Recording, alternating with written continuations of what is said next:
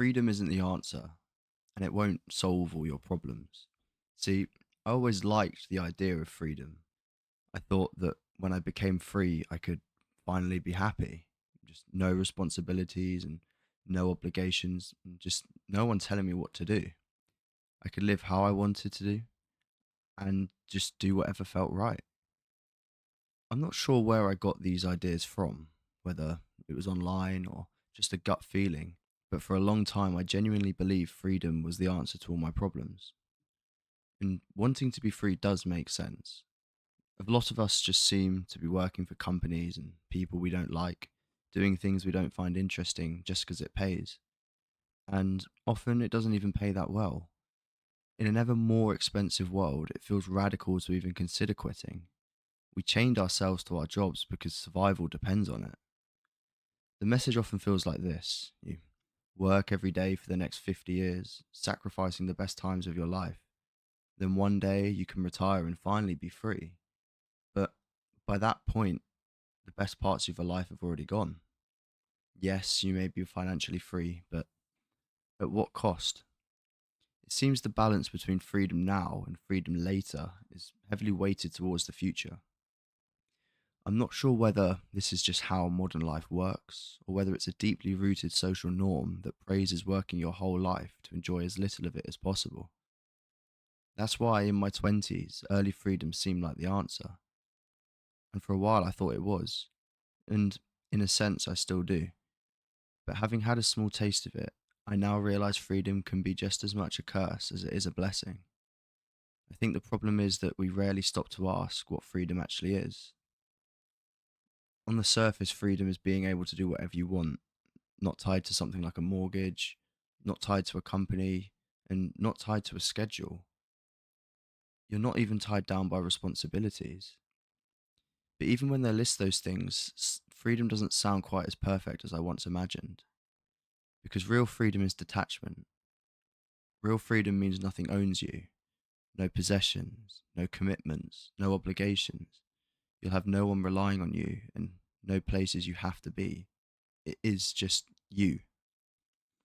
And the more I thought about that idea, the more I realized that what we actually crave probably isn't freedom at all, or at least not real freedom. I think we want something else. I had a taste of my freedom once, and that's what led me to this view. At first, it was amazing. It felt like a permanent holiday. No need to get up at a certain time, no need to answer to anyone, no need to do anything I didn't want to do. For a while, it felt exactly how I imagined freedom would feel. But then something strange happened. I started to slip. Who I thought I was started to blur. I became lonely. I started waking up later and later until eventually I found myself living in an almost night shift state. My diet fell off a cliff because I could eat whatever I wanted, whenever I wanted. My physical health declined. My mental health declined. And the scary thing was, it happened so gradually I barely even noticed. I found myself spending entire days in bed, doom scrolling and watching films, and I'd only get up to go to the toilet or collect an Uber Eats order from the door. The strange part is, I'd spent years dreaming about freedom, yet none of this felt better than when I had the structure of a job. I remember having days where I had absolutely nothing I needed to do, and somehow feeling more stressed than when I had responsibilities. My life felt like it was withering away. I was becoming a recluse. I felt socially drained despite barely speaking to anyone. I felt more tired than ever despite almost doing nothing. And I was more lost than I'd ever been. That's when I realized something that completely changed my perspective. I didn't have the discipline to be free. The more I looked into it, the more I realized that almost everything online is selling freedom: financial freedom, location freedom, freedom from a boss, freedom from responsibility, freedom from the system. But very few people seem to talk about what happens after you get it. Because freedom isn't a destination, it's an amplifier. If you're disciplined, freedom amplifies that. If you're lost, freedom amplifies that too. I wasn't becoming a better version of myself when I became free. I was becoming more of who I already was, and I couldn't trust myself with freedom. I couldn't trust myself to consistently make the right decisions without the external force of being attached to things or people. There were parts of freedom that were good, but for me, overall, it was a net negative. And the novelty wore off surprisingly quickly, and once it did, all that was left was me. Freedom wasn't my answer. Realizing that sent me into a bit of a spiral. It went against everything I thought I believed, every idea I held about what I wanted my short time on this planet to look like. I felt lied to, not by anyone specifically, but just by the idea itself. The promise that freedom would automatically make life better. But despite that, I'm grateful for the lesson because it forced me to ask a better question. If freedom isn't the answer, then what is? I'd spent the next few months thinking, writing, and reading, searching deeply for answers, but I just couldn't seem to find any. And eventually, reality caught up with me. I had bills to pay, I needed a job, I needed to buy a car. I slowly rebuilt all the chains that I thought had originally tied me down. And while I'm still not sure whether this is how the world is designed, those chains suddenly felt necessary. I'm now forced to get up at certain times each day. There are still mornings where I'm tired and I wish I could go back to sleep. But the sense of purpose that comes from having somewhere to be and something to do is something I now genuinely find pride in.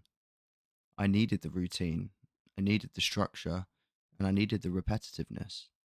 It gave shape to my life. Without it, everything started blending together. The weird thing is, we spend so much time trying to escape structure when structure is often the thing holding us together. If I was to imagine freedom today, it would probably look something like being self employed, working my own hours, in my own location, nobody telling me what to do, having time to do things I want to do. But to achieve that, I may have to work more hours than I do now. I may have more responsibilities than I do now. And I may be more stressed than ever before. In almost every sense of the word, I would actually be less free. And that's when it finally clicked. I don't think most of us want freedom. We want ownership, we want responsibility, and we want purpose. But we want those things for our own goals rather than someone else's. We don't want to be free from life, we want to feel in control of it. And they're very different things. From my experience, freedom, complete freedom, is just overrated. Too much can leave you drifting, too many choices can leave you paralyzed, too little responsibility can have you feeling empty. The things that gave life meaning are often the exact things that limit our freedom. Relationships, friendships, family, personal goals, commitments, and purpose. They all tie us down. But maybe being tied down isn't always a bad thing. Maybe the right chains are what keep us grounded. Freedom isn't the answer. At least it wasn't for me. Purpose was. Responsibility was. Having something worth getting out of bed for. And unlike freedom, those are things all of us can start building today.